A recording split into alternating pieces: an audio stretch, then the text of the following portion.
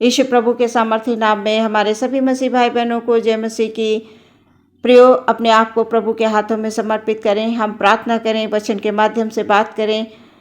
हमारा परमेश्वर हमसे यही चाहता है कि उसके आराधक, उसके विश्वासी जन नित्य प्रार्थना करें और परमेश्वर को हमेशा हर एक बात के लिए वो धन्यवाद दें। आज का वचन हमसे क्या बात करना चाहता है, हम देखेंगे। पहला थिस्सलुनीकियों उसका 5 अध्याय 16, 17 और 18 पद। यहाँ पर इस प्रकार से लिखा हुआ है, सदा आनंदित रहो, निरंतर प्रार्थना में लगे रहो, हर बात में धन्यवाद करो। प्रियो, हमारी जिंदगी के लिए निरंतर प्रार्थना करना क्यों ज़रूरी है? हम मसीहों को बार बार इस बात का स्मरण दिलाया जाता है वचन के द्वारा कि हमें नित्य प्रार्थना करनी है, परमेश्वर को धन्यवाद देना है, परमेश्वर में आनंदित रहना है। हमें नित्य प्रार्थना करना है, ऐसा हमें बार बार बताया जाता है। प्रार्थना का महत्व एक विश्वासी के जीवन में क्या है? प्रार्थना से हमारे जीवन में बदलाव आता है। पुरानी जिंदगी हमारी चाहे जैसी हो, हम बहुत पाप में पड़े हों, हमने बड़े गुनाह किए हों, लोगों की दृष्टि में भी हम गुनाहगार हैं, हमसे कोई ढंग से बात नहीं करता है, लेकिन उन तमाम लोगों को परमेश्वर जीवन देना चाहते हैं, उनके जीवन को बदलना चाहते हैं। और पापियों को ही तो प्रभु इस संसार में छुड़ाने के लिए आए। तो जब हम प्रार्थना करते हैं तो हमारा पूरा जीवन बदल जाता है। पुराने मनुष्यत्व को उतार को हम फेंक देते हैं और परमेश्वर में हम नित्य प्रतिदिन जब प्रार्थना करते हैं तो हमारा जीवन बदलता है। प्रार्थना से हम परमेश्वर के निकट आते हैं। प्रार्थना से हमें शक्ति मिलती है और सामर्थ्य मिलती है। प्रार्थना के द्वारा हम परमेश्वर से बात करते हैं और जब हम निरंतर प्रार्थना करते रहते हैं तो अपने प्रभु के साथ एक गहरा संबंध बना लेते हैं। और जब हम संबंध बनाते हैं प्रभु से तो उसे कोई भी संसार की चिंता हो, कोई भी बीमारी हो, कोई परेशानी हो, कोई शैतान की ताकत हो, चाहे वो किसी भी रूप में हमारे सामने आ जाए, हमें वो परमेश्वर के प्रेम से अलग नहीं कर सकती। तो प्रार्थना में बड़ी शक्ति है, इस बात का हम मसीहों को हमेशा ध्यान रखना चाहिए। तो बार बार वचन में ये बात हमारे सामने आती है कि नित्य प्रार्थना में लगे रहो। जब हम वचनों को पढ़ते हैं, तमाम नबियों के जीवन को पढ़ते हैं, तो उन्होंने प्रार्थनाओं के द्वारा बड़ी बड़ी विजय प्राप्त की। प्रार्थनाओं से उन्होंने परमेश्वर से उत्तर मांगा और उन्हें उत्तर मिला। हम सभी लोगों को अपने जीवन में प्रार्थना को प्रथम स्थान देना अवश्य है। जिस प्रकार हम संसार में बढ़ने के लिए निरंतर हम मेहनत करते हैं, मेहनत पर मेहनत करते हैं, उसी प्रकार हमें आत्मिक जीवन में बढ़ने के लिए आत्मा में मेहनत करनी है। परमेश्वर से बात करने के लिए अपने समय को देना है। और प्रियो, हम जब ऐसा करेंगे तो परमेश्वर से हम गहरे संबंधों को बना पाएंगे। और जब परमेश्वर से हमारे संबंध बन गए तो दुनिया की कोई भी ताकत हमें परमेश्वर के प्रेम से अलग नहीं कर सकती।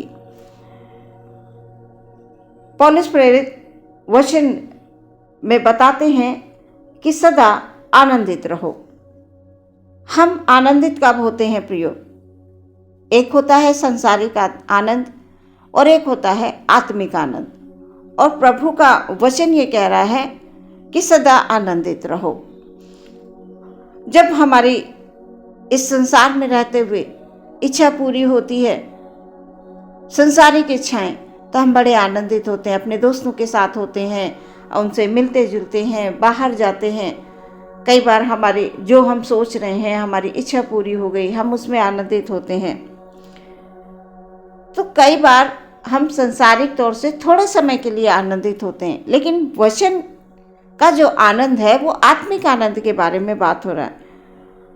हमारा थोड़ी देर का आनंद अभी थोड़ी देर है, उसके बाद वो आनंद खत्म हो जाएगा, इसके बाद फिर हम जैसे कि तैसे हो जाएंगे। लेकिन जब हम आत्मा में प्रिय आनंदित होंगे तो हम सदा आनंदित रहेंगे, क्योंकि वचन बताता है सदा आनंदित रहो। सदा मतलब जैसा भी समय है, जैसा भी समय चल रहा है, कठिन समय है, कठिन परिस्थिति है, परेशानी है, दुख है, तकलीफ है, संसार में है प्रियो, तो हमें परेशानियां भी आएंगी। ऐसा नहीं है कि हमारा जीवन सदा के लिए बिल्कुल खुशहाल ही रहेगा, ऐसा नहीं हो सकता है, क्योंकि समय बदलता है। तो जैसा भी समय है हमें प्रार्थना करना है, हमें आनंदित रहना है। वचन ये बता रहा है। क्या हमारा आनंद सिर्फ संसार की चीज़ों से ही है? हमारा आनंद प्रभु में है। हम मसीहों का आनंद, हम मसीहों के लिए ये बात है, हम मसीहों का आनंद प्रभु में है, उसकी संगति में है।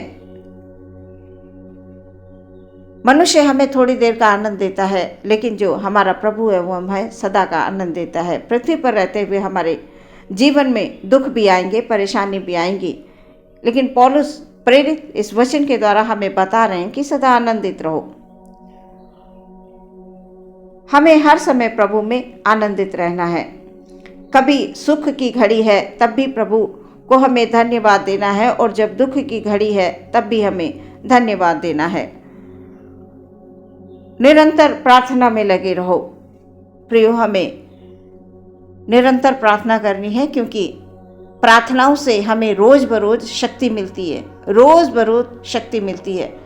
क्योंकि कई बार हम एक दिन प्रार्थना कर लेते हैं, उसके बाद फिर हमारी छुट्टी हो जाती है, नहीं अब हम अगले संडे में ही प्रार्थना करेंगे। कई बार बहुत से लोग सिर्फ संडे चर्च जाते हैं, डेली की उनकी प्रार्थनाएं नहीं होती हैं, जो हर दिन की प्रार्थना। लेकिन हमें हर दिन की रोज की रोटी चाहिए। वचन के माध्यम से हमें परमेश्वर से रोज बात करनी है, रोज प्रार्थना करनी है, रोज आनंदित रहना है, रोज अपने आप को प्रभु के सामने रखना है, और दुखी मन से नहीं। अभी वचन में हमने पढ़ा सदा आनंदित रहो। हमें दुखी मन से परमेश्वर के पास नहीं आना, क्योंकि परमेश्वर को अच्छा नहीं लगता है जब हम रोते हैं, जब हम दुखी होते हैं, हर समय हम दुख में पड़े रहते हैं। जिस प्रकार से एक बच्चा संसारिक जब अपने माता पिता के सामने वो दुखी होता है तो उनके माता पिता को अच्छा नहीं लगता, इसी प्रकार से हमारे प्रभु को बिल्कुल अच्छा नहीं लगता है। वचन बताता है निरंतर प्रार्थना में लगे रहो। हम प्रार्थनाएं कब करते हैं प्रियो?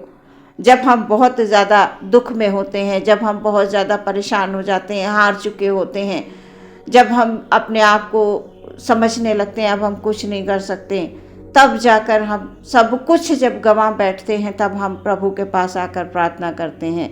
लेकिन वचन ये कह रहा है सदा आनंदित रहो, निरंतर प्रार्थना में लगे रहो। वचन ये बता रहा है।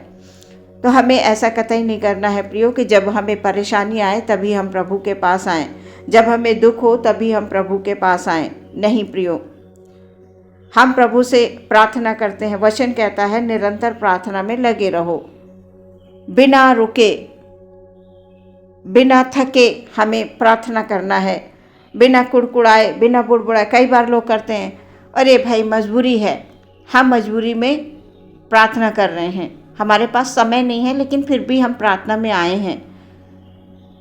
तो हम अगर ऐसा बोलते हैं तो हम अपने मुंह से अच्छे शब्दों को नहीं बोल रहे हैं।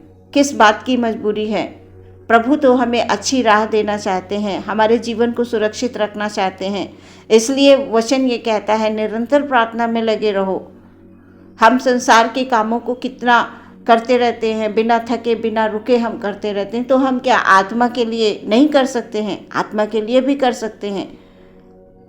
तो कभी भी हमें परमेश्वर के कोई भी कार्य, किसी भी प्रकार के कार्य हो, चाहे वो प्रार्थना हो, चाहे वो प्रभु की संगति हो, चाहे अदर कोई भी परमेश्वर की सेवा से रिलेटेड कोई भी काम हो, हम जब वो करें तो मन में आनंदित होकर हम काम करें तो हमें प्रतिफल मिलेगा। अगर हम कुड़कुड़ाकर बुड़बड़ाकर मजबूरी में हम किसी काम को करते हैं प्रियो, तो उसका प्रतिफल हमारे जीवन में बिल्कुल नहीं है। बहुत से हमारे मन में सवाल उठते हैं, बहुत सारे सवाल जवाब हमारे मनों में आते हैं, उन सबको बाहर निकाल दें। कोई भी कुछ कहता रहे, किसी से कोई मतलब नहीं, सिर्फ हम और हमारे परमेश्वर में संबंध होना चाहिए। जैसा मैंने बताया कि जब हम निरंतर प्रार्थना करते हैं तो हमारा संबंध परमेश्वर से बनता है। परमेश्वर से संबंध जब बन जाते हैं तो हमें संसार की कोई भी ताकत प्रभु के प्रेम से अलग नहीं कर सकती है, और कोई भी दुख हमें विचलित नहीं कर सकता, कोई तकलीफ हमें विचलित नहीं कर सकती है। हमारे मन में एक विश्वास होना चाहिए, और जब भी हम प्रार्थना करें तो सबसे पहले अपने आप की हम रखवाली करें कि हम विश्वास में ना कमज़ोर हो जाएं, हमारा विश्वास ना डगमगा जाए। अगर हम विश्वास में कमज़ोर होकर प्रभु से प्रार्थना करते हैं तो प्रियो, वो प्रार्थना वचन के अनुसार नहीं है। तो निरंतर हमें प्रार्थना करना है। पूरे समय तो हम प्रार्थना नहीं कर सकते हैं ऐसे बैठकर, लेकिन हम किसी भी काम को कर रहे हैं, चाहे वो हम अपने ऑफिस में हो, चाहे अपने घर में किसी काम को कर रहे हो, चाहे हम अपने खेती बाड़ी में हो, हमारा कोई भी बिजनेस हो सकता है। हमारी बहनें घर में काम करती होती हैं, खाना बनाती होती हैं, बहुत सारे घर के काम होते हैं। तो वो काम करते करते हम मन में प्रार्थना कर सकते हैं। एक निर्धारित समय हमें परमेश्वर से बात करने का है, लेकिन आत्मा में जब हम इस प्रकार से प्रभु से बात करते रहेंगे तो सच में प्रियो, उसका प्रतिफल हमारे जीवन में, हमारे बच्चों के जीवन में, हमारे कार्य के क्षेत्र में हमें सफलता ही मिलेगी, क्योंकि हमारा परमेश्वर हमें आशीषें देने के लिए तैयार है। वो आशीषें देना चाहता है, पर हम अपनी कमजोरियों की वजह से उन आशीषों तक नहीं पहुंच पाते हैं। जैसे हम करीब आते हैं, आशीष आने का वो समय होता है, तो हम उस समय पर विचलित हो जाते हैं। हमारे मुंह से निकलता है, हम बहुत समय से प्रार्थना कर रहे हैं, हमें कुछ नहीं मिला। तो प्रियो, अपने मुंह से ये बात कभी नहीं निकालें, कभी नहीं निकालें, क्योंकि ये चीज़ प्रभु को बिल्कुल नहीं अच्छी लगती है। प्रभु को बिल्कुल नहीं पसंद है कि हम अपने मुंह से इस बात को कहें कि हमने प्रार्थनाएं की, आराधनाएं की, हमने बहुत कुछ किया, हमें कुछ नहीं मिला। नहीं प्रियो, आत्मा प्राण शरीर से हम सुरक्षित हैं, ये परमेश्वर का अनुग्रह है। बहुत से लोग हैं जो अगले पल को नहीं देख पाते हैं, लेकिन हम जो मसीह में हैं, हम सुरक्षित हैं, हम सांसें ले रहे हैं। जब तक हम जीवित हैं, हम परमेश्वर को पहचान लें, हम परमेश्वर को जान लें, परमेश्वर को अपने जीवन में प्रथम स्थान दे दें। वचन के अनुसार हमें सदा प्रभु में आनंदित रहना है। निरंतर प्रियो, हमें प्रार्थना में लगे रहना है, और हर बात में परमेश्वर को धन्यवाद देना है। हर बात में परमेश्वर को धन्यवाद देना है, क्योंकि जब हम परमेश्वर को धन्यवाद देते हैं तो हमारे मन आनंदित होते हैं, और प्रभु हमसे प्रसन्न होता है, हमारी प्रार्थनाओं से, हमारे कार्यों से, हमारे सोच विचारों से। जब हमारे मन में अच्छे सोच विचार होंगे तो हम अवश्य है कि परमेश्वर को धन्यवाद देंगे। इस वचन के द्वारा परमेश्वर आपके जीवन में, आपके परिवार में, आपके कार्य के क्षेत्र में, आप जिनसे प्यार करते हैं उनके जीवन में आनंद लाए, खुशियां लाए, और बहुतायत से आपको जीवन में बढ़ाता जाए। आमीन। आइए प्रियो, हम प्रार्थना करेंगे। Hallelujah, hallelujah, hallelujah. धन्यवाद, धन्यवाद, धन्यवाद, स्तुति, प्रशंसा और तारीफ और निरंतर हालेलुया, हालेलुया, हालेलुया, हालेलुया। अपने सभी भाई बहनों को प्रभु आपके चरणों में ले आते हैं। पिता परमेश्वर उनके जीवन में आनंद दे, जीवन में खुशियां दे, जीवन से दुख, संकट, परेशानी, कष्ट हालेलुया दूर होने के लिए प्रार्थना करते हैं यीशु के नाम से, यीशु के नाम से। हर एक दुष्ट शक्तियों का नाश होता है। यीशु के नाम से बीमारियां दूर हो जाती हैं। Hallelujah, hallelujah. दुख दूर हो जाते हैं, चिंता दूर हो जाती है यीशु के नाम में। हालेलुया। निरंतर प्रभु हम आपके वचन के अनुसार प्रार्थना में लगे रहें। निरंतर अपने प्रभु को हम धन्यवाद दें। सदा प्रभु में हम आनंदित रहें।